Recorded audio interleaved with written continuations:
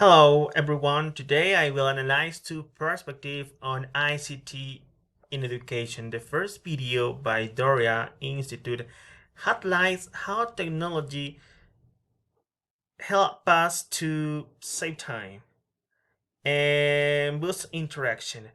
The second one, nevertheless, challenges us to think about a special and important question, and that question is technology always the answer? It reminds us that pedagogy must come before the tool.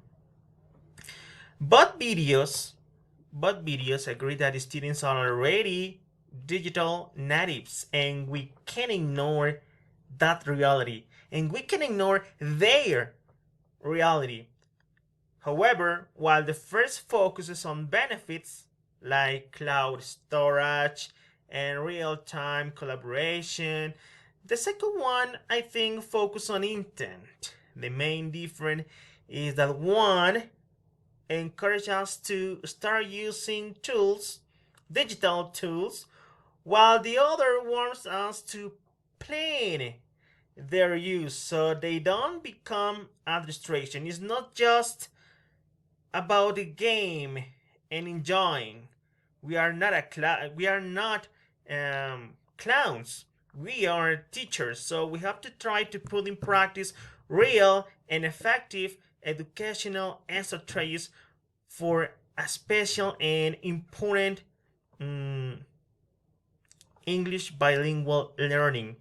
So, to improve the use of TICS in education or ICT in English, my suggestion for my teacher, for the teachers in general, is to focus on active creations rather than passive consumption.